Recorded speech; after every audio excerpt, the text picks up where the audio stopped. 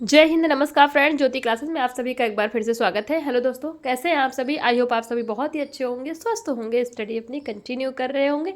चलते हैं हमारी आज की इवनिंग की क्लास की तरफ। जैसा कि आप सभी जानते हैं, इस चैनल के माध्यम से हम कर रहे हैं हमारी होम साइंस की सीरीज, जिसे हम क्लास 6 to 12 की बुक को कवर कर रहे हैं। और अभी तक फ्रेंड्स हमने हमारे क्लास 6 to 9 कंप्लीट कर लिया है और हम आ गए क्लास 10th में। आई होप आपने हमारी सारी प्रीवियस क्लासेस को देखा होगा। नहीं देखा है तो प्लीज़ प्लेलिस्ट में जाके वहाँ से क्लासेस देख करके अपने हर एक कॉन्सेप्ट को क्लियर कर सकते हैं, क्योंकि हर एक क्लासेस वाइज प्लेलिस्ट आपको प्रोवाइड कराई गई है। तो आपको जिस भी क्लास में जो भी डाउट है, आप प्लेलिस्ट में जाके वहाँ से उस क्लास को देख करके अपने हर एक कॉन्सेप्ट को क्लियर कर सकते हैं और जुड़ सकते हैं हमारी सीरीज़ के साथ, क्योंकि हमने हर एक टॉपिक को बहुत ही डिटेल में पढ़ा है। इतना डिटेल में पढ़ने का हमारा एक ही उद्देश्य है कि एक बार आप इस सीरीज़ को देखिए, समझिए, ताकि होम साइंस से रिलेटेड कोई भी डाउट आपके माइंड में ना रह जाए।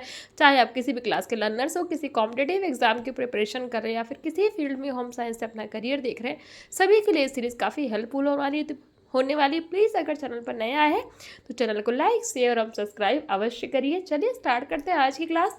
आज की क्लास में फ्रेंड्स हम करेंगे कुछ क्वेश्चन आंसर्स की प्रैक्टिस, जो कि है human skeleton and joints. It means अस्थि संस्थान एवं संधियाँ। जो ये चैप्टर हम कर रहे थे ना, ये चैप्टर हमारा प्रीवियस क्लास में कंप्लीट हो गया था। अब इसी से रिलेटेड हम कुछ क्वेश्चन आंसर की प्रैक्टिस करेंगे। चलिए स्टार्ट करते हैं। आज की क्लास में देखते हैं हम कौन कौन से क्वेश्चंस करने वाले हैं। तो देखते हैं। इसमें पहला हम बहुविकल्पी प्रश्न, क्वेश्चन 1 कहता है कपाल में कितनी हड्डियां पाई जाती है, यानी कि जो हमारा स्कल होता है उसमें कितनी हड्डियां पाई जाती है। देखिए 2013 में पूछा गया। तो option A 2, option B 4, option C 6 and option D कहता है 8। तो फ्रेंड्स हमारे कपाल में कितनी हड्डियां पाई जाती है? 8 हड्डियां, यानी कि 8 हड्डियां पाई जाती। क्वेश्चन 2 कहता है खूंटी यानी कि ध्रुराग्र पाई जाती। जो ध्रुराग्र होती है वो पाई जाती है कहाँ पर? ऑप्शन ए कंधे में, ऑप्शन बी घुटने में, ऑप्शन सी खोपड़ी में, ऑप्शन डी कोहनी में। तो फ्रेंड्स जो हमारा ध्रुराग्र यानी जिसको हम खूंटी कहते हैं वो कहाँ पाई जाती है? हमारे खोपड़ी में। ऑप्शन सी इज हमारा राइट आंसर।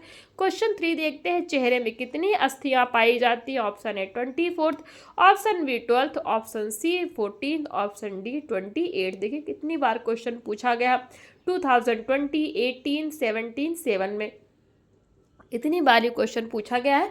तो चेहरे में जो अस्थियां हैं वो कितनी पाई जाती है? 14th। It means option C is हमारा राइट आंसर।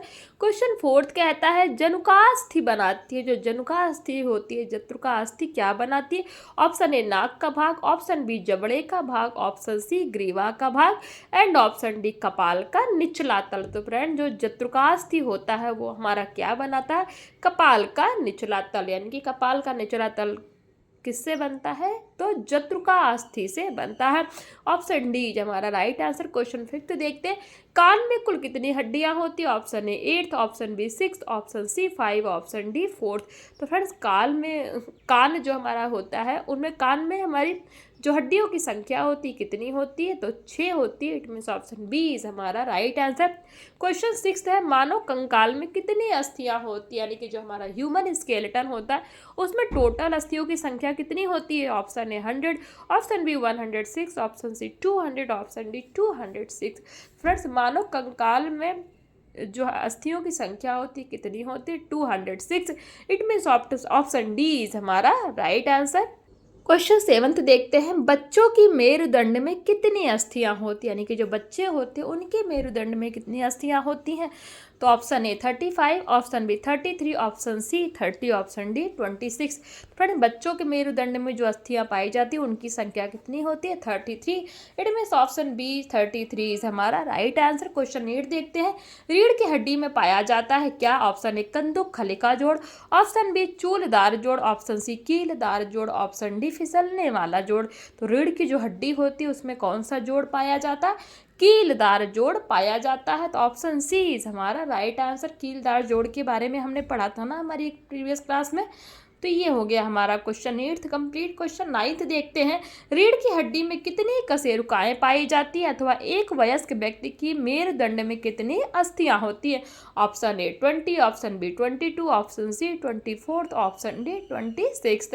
तो फ्रेंड्स हमने देखा था ना जो हमारा मेरुदंड और रीढ़ की हड्डी होती है उसमें कितनी अस्थियां पाई जाती हैं? तो 26th। तो ऑप्शन डी इज हमारा राइट आंसर। यानी कि जो हमारा रीढ़ की हड्डी है उसमें कशेरुकाएं कितनी पाई जाती हैं? 26। क्वेश्चन 10th देखते हैं, मनुष्य के शरीर में कितनी पसलियां यानी कि कितनी जोड़ी होती है? कितनी बार पूछा गया है? 2020, 18, 17, 13, 12, 11, 10 कितनी बार आया? ऑप्शन ए 20 यानी कि 10 जोड़ी, ऑप्शन बी 24 यानी कि 12 जोड़ी, ऑप्शन सी 22 यानी कि 11 जोड़ी, ऑप्शन डी 30 यानी कि 15th जोड़ी। तो फ्रेंड्स हमारा क्या हो जाएगा? ऑप्शन बी 24 यानी कि एक साइड कितनी होती है? 12 होती है। तो 12 + 12 कितनी हो गई? 24। तो ऑप्शन बी हमारा 24 क्या हो जाएगा राइट आंसर? किसका? मनुष्य के शरीर में जो पसलियाँ होती हैं वो कितनी होती हैं? 24 यानी कि 12 जोड़ी में, अगर काउंटिंग में पूछा जाए तो 24 और जोड़ी में पूछा जाए तो 12 जोड़ी। तो ये तो हो गया हमारा। अब देखते हैं क्वेश्चन 11 क्या कहता है? कंधे के स्थान पर किस प्रकार की संधि पाई जाती है? ऑप्शन ए अचल संधि, ऑप्शन बी कब्जेदार संधि, ऑप्शन सी कंदुकखलिका संधि, ऑप्शन डी चल संधि। तो कंधे के स्थान पर पाई जाने वाली जो संधि है वो क्या है? कंदुकखलिका संधि। ऑप्शन सी इज हमारा राइट आंसर। क्वेश्चन 12 देखते, कोहनी का जोड़ कौन सा जोड़ कहलाता है? जो हमारा एल्बो होता है ना, उसका जो जोड़ होता है उसको किस जोड़ के नाम से जानते हैं? अथवा कोहनी का जोड़ संधि कौन सा जोड़ कहलाता है? तो आप कह सकते हैं ऑप्शन ए अचल संधि, ऑप्शन बी कह रहा है कब्जेदार संधि, ऑप्शन सी कहता है खूंटीदार संधि, ऑप्शन डी कहता है इनमें से कोई नहीं। तो फ्रेंड्स कोहनी का जो जोड़ होता है वो कौन सी संधि कहलाता है? कौन सा जोड़ कहलाता है? तो कब्जेदार संधि वो कहलाता है। तो ऑप्शन बी इज हमारा राइट आंसर। क्वेश्चन 13, घुटना किस प्रकार की संधि का उदाहरण है? ऑप्शन ए कंदुकखलिका यानी कि गेंद गड्ढा का जोड़, ऑप्शन बी चूलदार जोड़, ऑप्शन सी कीलदार जोड़, ऑप्शन डी फिसलने वाला जोड़। तो घुटना जो है वो किस प्रकार की संधि का उदाहरण है? चूलदार जोड़ संधि का घुटना उदाहरण है। तो ऑप्शन बी हमारा राइट आंसर क्या हो जाएगा? चूलदार संधि यानी कि चूलदार जोड़। क्वेश्चन 14 देखते हैं, अचल संधियां कहाँ पाई जाती हैं? कितनी बार क्वेश्चन पूछा गया? 2019, 18, 11, 10, 9 कितनी बार पूछा गया? ऑप्शन ए कहता है खोपड़ी में, ऑप्शन बी घुटना, ऑप्शन सी कलाई, ऑप्शन डी कोहनी। तो फ्रेंड जो हमारी अचल संधियां होती हैं वो कहाँ पाई जाती है? वो पाई जाती है हमारी खोपड़ी में।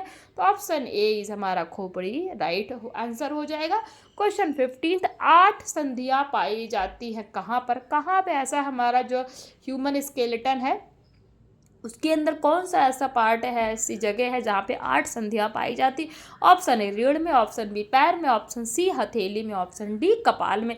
तो फ्रेंड जो हमारा कपाल यानी कि जो हमारा स्कल होता है उसमें हमारी कितनी संधियां पाई जाती है? 8 संधियां पाई जाती हैं। तो ऑप्शन डी इज हमारा राइट आंसर। तो ये तो देख लिया हमने बहुविकल्पी प्रश्न। अब अति लघु उत्तरी फटाफट देख लेते हैं। अस्थि संस्थान से क्या तात्पर्य है? तो आंसर हो जाएगा शरीर में उपस्थित अस्थियों की व्यवस्था को ही अस्थि संस्थान या कंकाल तंत्र कहते हैं। क्वेश्चन 2, अस्थि संस्थान का क्या महत्व है बताइए? अथवा मानव शरीर में कंकाल की क्या उपयोगिता अथवा अस्थि पंजर की क्या उपयोगिता है? आप तीनों में से किसी का भी आंसर लिख सकते हैं। देखिए अस्थि संस्थान का निम्नलिखित महत्व है, देखते कौन कौन सा। नंबर 1, शरीर को आकृति प्रदान करता है। जो हमारा अस्थि संस्थान यानी कि जो ह्यूमन स्केलेटन होता है वो क्या करता है? शरीर को आकृति प्रदान करता है। नंबर 2, शरीर के कोमल अंगों को सुरक्षा प्रदान करता है। नंबर 3, शरीर को गति प्रदान करता है। शरीर को दृढ़ता प्रदान करता है। रक्त कणों के निर्माण में भी सहायक होता है। कैल्शियम को संचलित करने में भी सहायक होता है। तो ये सारे ऑप्शन हमने पॉइंट्स हमने देख लिए किसके अंतर्गत? अस्थि संस्थान का जो महत्व है उसके अंतर्गत। ये सब हमने पढ़ा भी था। क्वेश्चन 3, मानव शरीर में कितनी अस्थियां यानी कि हड्डियां होती है बताइए? मानव शरीर में 206 अस्थियां होती हैं। क्वेश्चन 4 कहता है मेरुदंड की छोटी अस्थियों को क्या कहा जाता है तथा इसमें इनकी संख्या कितनी होती है? तो मेरुदंड की छोटी अस्थियों को कशेरुकाएं कहा जाता है, यानी कि जो हमारे मेरुदंड में छोटी अस्थियां होती हैं इनको क्या कहते हैं? कशेरुकाएं कहते हैं। तथा मेरुदंड में 26 कशेरुकाएं पाई जाती है। क्वेश्चन 5, मेरुदंड की क्या उपयोगिता है? मेरुदंड संपूर्ण शरीर का आधार है। कैसे? तो आंसर हो जाएगा मेरुदंड को रीढ़ की हड्डी कहा जाता है। यह शरीर को आधार प्रदान करती है, शरीर में आवश्यक लचक प्रदान करती है। इसके कारण ही हम सिर तथा कंधों पर भारी बोझ उठा सकते हैं। किसके कारण? मेरुदंड के कारण। क्वेश्चन 6 है रीढ़ की हड्डी के 2 कार्य लिखिए। तो शरीर को साथ देना, झटकों को सहन करना, और तीसरा कारण भी बताइए कमेंट करके, हमने पढ़ा था इसके बारे में। क्वेश्चन 7 कहता है हाथ की अस्थियों के नाम बताइए। तो हाथ में पाई जाने वाली अस्थियां हैं प्रगंडिका या ह्यूमरस, जो हमारे हाथ में जो अस्थियां पाई जाती है उनको हम क्या कहते हैं, प्रगंडिका या ह्यूमरस नाम से जानते हैं। कंधे से कोहनी तक की अस्थि तथा अल्ना एवं रेडियस जो कोहनी से कलाई तक की होती है। तो कोहनी से कलाई तक की अस्थि को हम किस नाम से जानते हैं, तो उसको हम जानते हैं फ्रेंड्स अल्ना एवं रेडियस नामक अस्थि से जानते हैं। कौन सी अस्थि को, जो कोहनी से कलाई तक की अस्थि होती है। क्वेश्चन 8 देखते हैं, अस्थि संधि क्या है? दो या दो से अधिक अस्थियों का जोड़, अर्थात दो अस्थियों के आपस में मिलने के स्थान को ही अस्थि संधि या अस्थि जोड़ कहते हैं। क्वेश्चन 9, चल संधियां कितने प्रकार की होती, पढ़ा था हमने, अपूर्ण चल संधि और पूर्ण चल संधि। क्वेश्चन 10, शरीर में मूल्य रूप में कितने प्रकार की संधियां होती है, तो शरीर में चल एवं अचल 2 प्रकार की संधियां पाई जाती हैं। तो ये हमने देख लिया हमारा अति लघु उत्तरी प्रश्न। लघु उत्तरी देखिए, अस्थियों के विभिन्न प्रकार का उल्लेख कीजिए। हमने पढ़ा था लंबी अस्थियां, छोटी अस्थियां, चपटी अस्थियां, वक्राकार अस्थियां, और साथ ही साथ हमने क्या देखा था, घनाकार अस्थियां। इन सारी अस्थियों के बारे में हमने पढ़ा था। आप लिख सकते हैं क्वेश्चन 2, खोपड़ी क्या है? मानव कपाल की संरचना का नामांकित चित्र बनाते हुए इसका संक्षिप्त वर्णन कीजिए। तो मस्तिष्क कोश या 8 अस्थियों से मिलकर बना होता है। ये देख लीजिए, ललाय अस्थि, पार्श्व अस्थियां, ये सब हमने पढ़ा था ना। पार्श्व अस्थि की संख्या कितनी होती है? 2 होती है। पश्च कपालास्थि की संख्या 1 होती है। जत्रुकास्थि की संख्या कितनी होती है? इसकी संख्या भी 1 होती है। बहुछिद्रकास्थि, इसकी संख्या 1 होती है। शंखास्थि, इनकी संख्या भी 2 होती है। चेहरे पे हमने देखा था 14 अस्थियों से मिलकर बना होता है। चेहरा जो है क्या है, 14 अस्थियों से मिलकर होता है। ये अस्थियां इस प्रकार है। स्पर्जी अस्थियां, ऊपरी जबड़े की अस्थियां 2 होती है, निचले जबड़े की अस्थियां 1 होती है।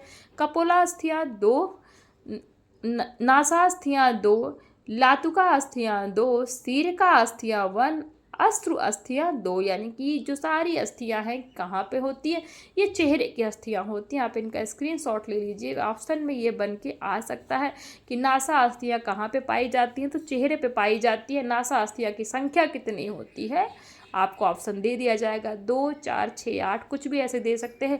तो नासा अस्थियां की संख्या कितनी होती है? 2 होती है। या फिर अश्रु अस्थि दे दिया गया है और ये पूछ लिया गया, ये अस्थियां कहाँ पाई जाती है, तो ये भी चेहरे पे पाई जाती है और ये संख्या में कितनी होती हैं? 2 होती हैं। तो ऐसे ही क्वेश्चन बना के दे दिया जाता है, मल्टीपल चॉइस जो क्वेश्चन होते हैं। तो इसलिए ये आप इसको स्टाफ मार्क कर लीजिए, मोस्ट इंपॉर्टेंट है, ये एग्जाम में बहुत बनते हैं ऐसे। अभी देख लीजिए, ललाट अस्थि है, पार्श्व अस्थि हमने देखा था ना। ये इन्होंने ये बोला है, क्या बोला है क्वेश्चन में, इन्होंने बोला है खोपड़ी के 2 भागों में बांटा जाता है और इसका इन्होंने चित्र बनाने के लिए बोला है। तो ये देख लीजिए, ये अग्रभाग है और ये पार्श्व भाग हो गया है ना, जो सर होता है ये आगे का हो गया और ये पीछे का हो गया। तो आगे में हमारा कौन कौन सी अस्थियां होती? ललाट अस्थियां, जत्रुका अस्थियां अथवा स्फीनायड अस्थियां, नासास्थियां, जो नाक की अस्थियां होती है उसको नासास्थियां बोलते हैं। झरझरा अस्थियां हैं जो नाक के नीचे की होती है। अश्रु अस्थियां जो आँख के पास की होती है। अधोहनवास्थियां ये यहाँ पे होती हैं। और ये जो पीछे का हो गया यहाँ, इसको क्या बोलते हैं? पार्श्वास्थियां बोलते हैं। शंखास्थि, अनुकपलास्थि और पश्चकपालास्थि है। तो ये हो गई हमारे जो सर के पीछे जो हमारी हड्डियां होती हैं। देखिए कितनी हड्डियां, आप काउंट भी कर सकते हैं इनको। ये देखिए, ये हमारी पीछे की अस्थियां हो गई और ये हमारे जो है सर के आगे की तरफ, यानी कि जो हमारा फेस कवर करती है वो अस्थियां हो गई। तो टोटल अस्थियां ये देख लीजिए, ये है हमारा मानव कपाल सर, यानी कि ह्यूमन स्कल इस तरह से होता है। आपको समझ में आ गया होगा। अब क्वेश्चन 3 कहता है अस्थि संधि किसे कहते हैं? अस्थि संधियों के प्रकार लिखिए, आप बता सकते हैं। क्वेश्चन 4, मानव शरीर में कुल कितनी अस्थियां होती है? कंकाल तंत्र की उपयोगिता लिखिए। तो आप मानव शरीर में कुल कितनी अस्थियां होती है, हमने पढ़ा था ना, मानव शरीर में कुल अस्थियों की संख्या कितनी होती है? 206 होती है। और आप इसका कंकाल तंत्र बना सकते हैं और उसकी उपयोगिता लिख सकते हैं, क्योंकि हमने कपाल तंत्र का भी फिगर आपको दिखाया हुआ है। ये हो गया हमारा क्वेश्चन 7। क्वेश्चन 8 कहता है चल अस्थि संधियां कितने प्रकार की होती है, उदाहरण दीजिए। तो हमने पढ़ा था चल अस्थि संधियों के बारे में, क्या था? अपूर्ण संधि और पूर्ण संधि। पूर्ण संधि भी 5 के जो हमने पूर्ण संधि पढ़ी थी ना लास्ट में, उसके भी 5 उप प्रकार हैं। कौन कौन से? कब्जेदार संधि, कंदुक, खलिका या गेंद, और प्यालेदार संधियां, खूंटीदार संधि जिसको हम ध्रुराग्र या कीलदार बोलते हैं, जो रीढ़ एवं खोपड़ी की हड्डी का जोड़ है। ध्रुराग्र के बारे में जब हमने मल्टीपल टाइप क्वेश्चंस कर रहे थे तो देख रहे थे ना, ध्रुराग्र गठिया कहाँ पे पाई जाती है, तो वो कहाँ पे पाई जाती है? खोपड़ी की हड्डियाँ होती है।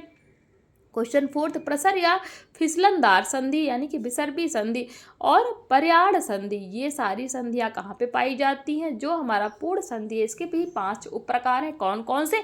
कब्जेदार, कंदुक खलिका या गेंद और प्यालेदार संधियां, खूंटीदार संधि, प्रसर या फिसलनदार संधि और पर्याय संधि। ये 5 प्रकार हैं किसके?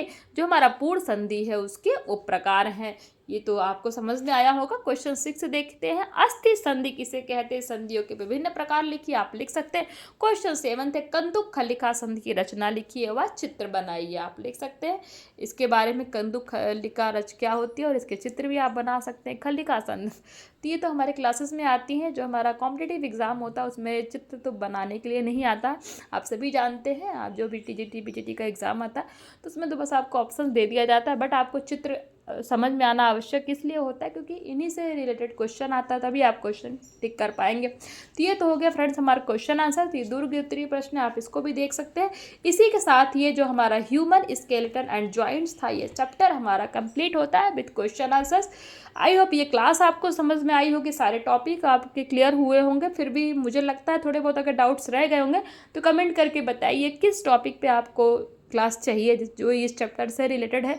कौन सा ऐसा कॉन्सेप्ट है जो आपका क्लियर नहीं हुआ है, कहाँ पे समझाना, आप जो भी आपके मन में डाउट हो इस चैप्टर से रिलेटेड आप पूछ सकते हैं। आपके डाउट लेने का पूरा प्रयास किया जाएगा। आप एक बार डाउट लेके तो देखिए। तो प्लीज़ आपसे इसीलिए बोलती हूँ, रिस्पॉन्स अवश्य किया करिए, क्योंकि अब वही है फ्रेंड्स, हमें क्या पता चलता है कि आपको क्लासेस समझ में आती है कि नहीं आती है। मैं तो अपनी तरफ से पूरा प्रयास करती हूँ। अब देखिए, अब यहाँ पे एक चीज़ आपको बताना चाहूँगी। जैसे ये इन्होंने बनाया कंदुक खलिका संधि, ये इसका फिगर बना हुआ है ना। अब फिगर बना के अगर मैं आपको एक एक चीज़ समझाऊँगी तो उसमें बहुत टाइम जाता है। आप सभी जानते हैं एक फिगर ही कम से कम अगर एक फिगर आपको समझाया जाए तो आपको 20 to 30 मिनट्स आराम से चला जाएगा। तो उससे क्या होगा कि जो आपके ये सारे पॉइंट्स हैं, जो आपके सारे कॉन्सेप्ट हैं, उनमें तो एक क्लास आपकी 1-1.5 घंटे की हो जाएगी, जो कि काफ़ी बड़ी हो जाएगी और आप भी देख के बोर होंगे। इसीलिए मैं आपको जो फिगर है ये मैं खुद नहीं बनाती, बुक से आपको समझा देती हूँ। और इसीलिए आपको अगर कोई डाउट है तो आप पूछ सकते हैं, जिससे कि हमारा थोड़ा टाइम सेविंग होता है। और ये आप जान ही रहे हैं कि हम कर रहे हैं सीरीज़, तो अभी हम पहले अपना सिलेबस कंप्लीट करते हैं। एक बार ये सिलेबस कंप्लीट होने के बाद जो भी डाउट सेशन आपका लिया जाएगा, कि अभी तक जो भी हमने 6 to 12 तक की पढ़ाई की, यानी कि आगे तक करेंगे, हमारा जब 12th कंप्लीट होगा जैसा कि, तो उसके अकॉर्डिंग जो भी आपका डाउट्स रह जाता है आप एक नोट्स बना के लिखते जाइए और डाउट सेशन लिया जाएगा जिस टॉपिक पे आपका डाउट रहेगा। और हाँ, एक है ना हमारा वो मैथ वाला, जो इसमें हमने पढ़ा था बेसिक्स मैथ, उसमें भी मैंने आपको बस पढ़ के ही बता दिया, कुछ ज़्यादा समझाया नहीं था। तो वो मैं अलग से क्लास कराऊंगी एक बार ये हमारा सीरीज़ कंप्लीट हो जाए, क्योंकि वो समझाने पे ही चीज़ें आपको आएंगी। ऐसे बेसिक मैथ है सभी को आती, बट उसमें कई सारी चीज़ें जैसे परसेंटेज हो गया, फ्रैक्शन हो गया, थोड़ा बहुत डाउट उसमें हो सकता है, तो आपको अलग से उसकी क्लास ली जाएंगी। तो एक बार पहले आप पढ़ लीजिए बुक, एक बार की बुक में आखिर है क्या क्या, और जो आपको समझ में आता है उसको लेते जाइए, जो चीज़ समझ में नहीं आ रही है उसको नोट्स बनाते जाइए। एक बार हमारी सीरीज़ होती जाएगी और आप जो भी जैसे आपने सपोज ये क्लास देखी ना, इस क्लास में आपको जो भी डाउट्स है, आप जब भी क्लास देखते हैं नोट्स बनाइए और वो डाउट को आप मेरे से लिए, तो उससे क्या होगा, मैं डाउट्स भी देती जाऊंगी और आपका ये साथ साथ क्लास भी आपकी कंप्लीट होती जाएगी। तो आप समझ रहे हैं ना मैं क्या कहना चाहती हूँ। तो इसी के साथ फ्रेंड्स हमारा ये human skeleton and joint chapter complete होता है, यानी कि मानव अस्थि संधि एवं संस्थान कंप्लीट होता है। अब करेंगे हमारा नेक्स्ट चैप्टर, और जो होगा हमारा कल की मॉर्निंग क्लास में। तो मिलते हैं कल की क्लास में, तब तक के लिए जय हिंद, नमस्कार। हंसते रहिए, मुस्कुराते रहिए, एक दूसरे की हेल्प करते रहिए। और हाँ फ्रेंड्स, अगर क्लासेस पसंद आ रही तो जाते जाते बेल आइकन को प्रेस करके अवश्य जाइए, ताकि जब भी क्लासेस प्रोवाइड कराई जाए आपके पास नोटिफिकेशन पहुँचे और आप हमारी इस सीरीज़ के साथ जुड़ के हमारी इस सीरीज़ का लाभ प्राप्त कर सकें। धन्यवाद।